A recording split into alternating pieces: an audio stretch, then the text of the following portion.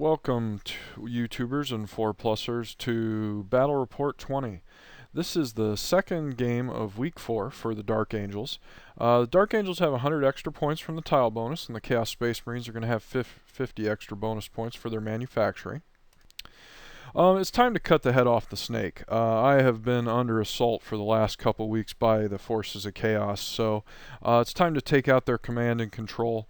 So I'm taking the fight to them. We're operating far behind enemy lines based on some intelligence we got, and with any luck, I'm going to take out their command bastion and leave them leaderless and shattered.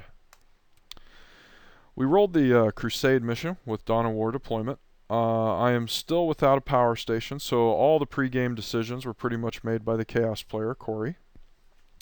I was forced to deploy first, and he will be stealing initiative on a 3+ with his power station bonus. Objectives are marked with a star. We used random terrain, and it ended up being really sparse, but Corey seemed okay with it, and I'm definitely okay with it as I like to shoot at stuff. Since I know he's going to probably be stealing the initiative, but he also only has short-range weaponry, I went ahead and deployed tight to my board edge. The Dark Angels are bringing a Land Raider with the Deathwing Knights inside, 2 las cannon with twin-linked plasma gun Razorbacks. Inside of them is 2 combat squads with flamers. They also have instant death devastators, and hanging out with them is 2 librarians. One of them is my warlord. The librarians got a great selection of powers this game. They got prescience, perfect timing, misfortune, and forewarning. On the left flank, we have 3 combat squads of Dark Angels with missile launchers, and then a Vindicator. The Chaos Space Marines are still stretched pretty thin and heavily dependent on their demon allies. Squad of Cultists is holding the objective in their backfield, while the others provides a screen for the big boys. The Demon Princess Slanesh has Iron Arm. I'll refer to him as the Bio Prince quite often because he is essentially just a Biomancy level 3 prince. He's got Iron Arm, Life Leech, and Endurance with the Greater Gift of Corpulence, so he's a pretty tough guy. Keeper's Secrets once again has invisibility. Next to the Keeper is a Corn Lord with the Axe of Blind Fury on a Juggernaut, and then a Demon Prince with Black Mace. Lastly, he has a small squad of Plague Bearers and a Hell Brute with a Multi-Melt and a Missile Launcher. In reserves awaits the Helldrake. The initiative is stolen as expected. Everything bum rushes forward. The Bio Prince gets up Iron Arm and casts Endurance on the Corn Lord. The Keeper of Secrets goes invisible. Plague Bearers advance to find out what that objective is, and the Hellbrute moves into essentially long-range multi-melta with the Land Raider. The Bio Prince with Lash shoots the Vindicator. He glances at once, and he pens it once, and the penetration result is a Shaken, so I won't be shooting next turn. The remainder of the shooting phase is spent running. Dark Angels turn 1. A few Bolter Marines advance to discover what that objective is. Vindicator moves over to force the Demon Prince to charge through cover at the Devastators should he decide to do that on turn 2. The Devastators end up with prescience and perfect timing and forewarning. I do cast Misfortune on the Bio Prince, but he's higher level than my Psyker and he denies it easily on a 4+. The Land Raider moves 6, dumps out the Knights for an easy charge on the Corn Warlord. The Razorbacks pivot on the spot, but they don't move.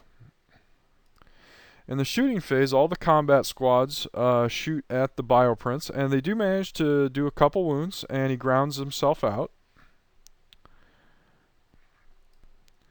The Land Raider shoots at the Black Mace Prince, doesn't wound him, but does ground him, and he survives the grounding test as well. The Razorbacks then unload on him, and they finish the job. They end up with 6 hits from 6 shots, which cause 6 wounds with AP2, and the Black Mace Prince saves exactly 2 wounds, which isn't enough to keep him alive. The Devastators then move on, and we decide to shoot the Keeper of Secrets instead of the grounded Bio Prince. I have a reason for this. The Bioprince, believe it or not, even with Iron Arm, is probably the least effective close combat unit he has. The Keeper of Secrets does more damage. Well, I should say least effective without warp speed. The Keeper of Secrets will do far more damage than the Bioprince and is tougher. The Bioprince also has Eternal Warrior right now, and I've got like instant death las cannons. So the instant death las cannons go with the Keeper Secrets. I end up doing 5 wounds with an additional bolter wound thrown in there. She saves 2 of them, but since they are instant death, I end up getting 3 free wounds on her, and she dies. In the assault phase, the Deathwing Knights charge in on the Corn Lord, and they go smite mode. We go strength 10 since he's toughness 5. We just want to instant death him and get the job done. He is their warlord. The poor Corn Lord rolls a 1 with his demon weapon. The poor Corn Lord. I can't believe I just said that. And gets cut down without doing a single casualty back to the Deathwing Knights. All in all, this was an epic turn 1. 3 of the 4 huge threats are dead, and I'm almost untouched. Turn 2, Chaos. The Helldrake arrives. The Hellbrute is going to try and delay the Knights from getting into those cultists. The cultists move away from the Knights wisely. The Bioprince, he has 3 wounds left since he has Corpulence, and he basically sets up a charge on the Devastators and the Warlord. The Plague Bearers are going to try and get some Touch of Rust on the Land Raider. I think it's an auto glance on a 6 in close combat. There's really not much left in his army that can hurt it.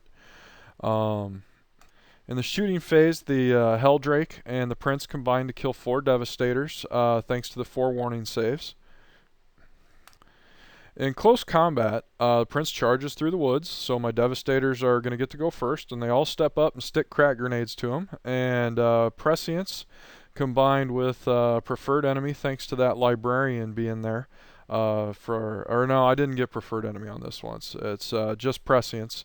I end up with, I think, 4 hits, and of those 4 hits, I end up doing 4 wounds with the crack grenades, and he ends up failing 3 of the wounds, and he dies.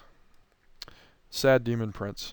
Didn't even get to go, and I actually still had a Melt-A-Bomb on one of the Librarians.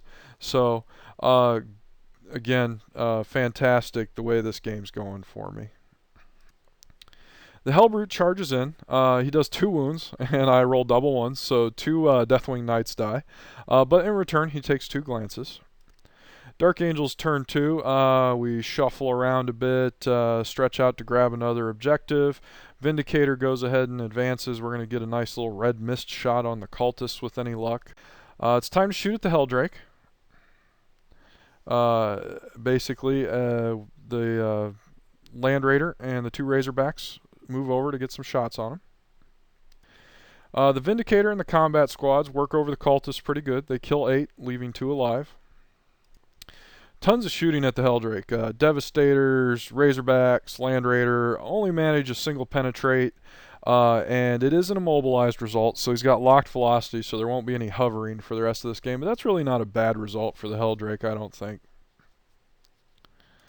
In close combat, the Knights finish off the Hellbrute. Turn 3 Chaos. There's not a whole lot left. Plague Bearers advance to get some rust on the Razorback. Cultists run away. Helldrake finishes off the Vindicator with a Vector Strike. In the shooting phase, the Helldrake kills 1 entire combat squad. Kind of expected. Helldrake's great at killing Marines. We all know that. In close combat, the Plague Bearers manage to wreck the Razorback with their Touch of Rust. Turn 3 Dark Angels. We move up to replace the Marines that were killed by the Helldrake. Couple of really nasty flamer shots in the shooting phase and some bolter rapid fire kill off 8 of the Plague Bearers. The Land Raider and the Devastators combine to shoot down the Helldrake right there in the middle of the field. It's kind of nice. I don't usually shoot it down. Most games I just kind of ignore it and it takes its toll, kills Marines for the entire game. So this was a feel-good moment for me. I want to reflect on that for a second. In close combat, the Deathwing Knights finish off the 2 cultists in the middle of the field. Turn 4 Chaos. Corey's got 10 cultists, 2 Plague Bearers left. This should be the final turn of the game, barring something crazy happen. The cultists dig deep and they decide they're going to take the knights head on. Plague Bearers are going to try their luck in close combat against a single combat squad. In the shooting phase, another knight goes down. We're down to 2. Close combat doesn't go well for the Plague Bearers. They die without causing a casualty. The cultists charge in. 4 cultists die, but they do kill the remaining 2 knights, so very good for them. And you can see my saves. They did 3 wounds. I rolled a 3, a 1, and a 1. Kind of interesting with the Deathwing Knights. I had to roll 10 saves total this game, and 5 of them were 1s.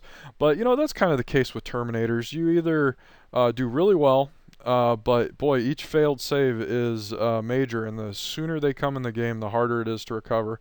But that's why, you know, Terminators are a good augment unit, and not necessarily like an entire army worth is a great idea. But overall, I'm still pleased with their performance. They did plenty this game.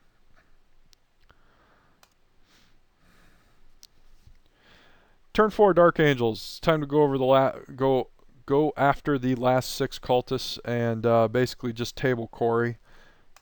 And sure enough, the Land Raider plus the Prescience Devastators equals the end of the game for the cultists.